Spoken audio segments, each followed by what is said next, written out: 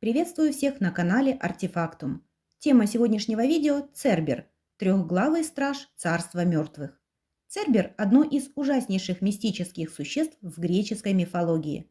В переводе с латинского – Кербер, именно так его имя звучит на языке древних римлян, означает «пожирающий умершие души». Этот трехглавый пес был сыном великана Тифона и полуженщины-полузмеи Ехидны. Кстати, эта пара породила целую плеяду жутких чудовищ, среди которых были Лернейская гидра, химера, немейский лев, и это еще не весь перечень. Цербер выполняет роль охранника мрачных владений Аида, куда попадали все души умерших. Пересекая реку Стикс, они встречали у входа в подземный мир трехголового пса, мирно виляющего им хвостом. Но если кто-то хотел покинуть царство мертвых, монстр становился агрессивным, безжалостно пожирая беглецов. Ведь на него была возложена миссия – не выпускать из преисподней ее обитателей и не впускать туда живых. Внешность Цербера по-разному описывалась в ранних легендах. К примеру, количество голов могло меняться от 1 до 50. Где-то описывались змеи на теле чудовища, где-то нет. Ко временам поздней античности образ Цербера сформировался окончательно.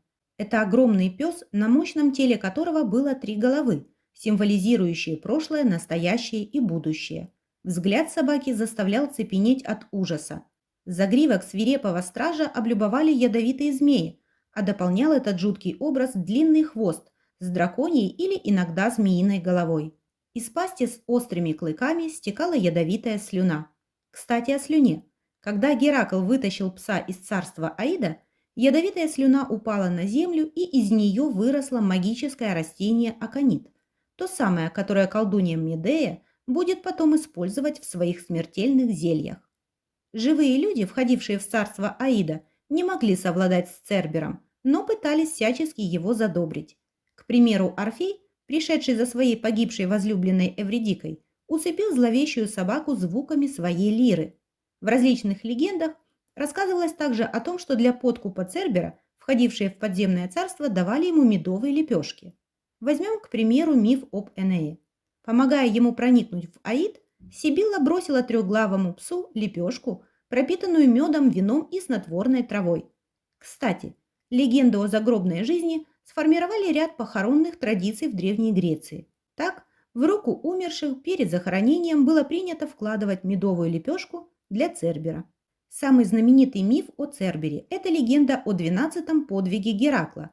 Триумфальное усмирение пса из загробного мира стало последним подвигом Геракла, который вынужден был отважиться на этот поступок по велению царя Эврисфея, приходившегося двоюродным дядей нашему герою. Несмотря на родство, Эврисфей хотел погубить Геракла. Именно поэтому он велел племяннику спуститься в подземное царство и доставить во дворец его трехглавого стража. Аид не собирался отдавать своего преданного пса и поставил условие, что сын Зевса должен победить лютое животное голыми руками. Геракл облачился в львиную шкуру и напал на Цербера. В итоге тот был повержен. Эврисфей пришел в ужас при виде жуткого монстра и приказал вернуть пса на его законное место. А Геракл своим подвигом снискал себе славу и свободу. Несколько интересных фактов о Цербере.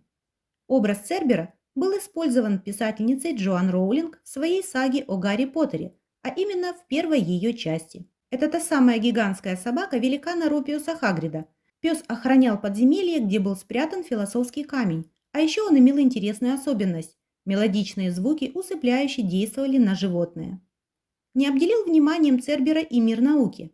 К примеру, его именем назван один из астероидов, а также целый класс ядовитых растений – Цербера. Сегодня имя трехглавого монстра из царства Аида стало нарицательным. Церберами в наше время называют особо бдительных и грозных стражей чего-либо. Надеюсь, вам понравилось это видео. Ставьте лайк и подписывайтесь на канал.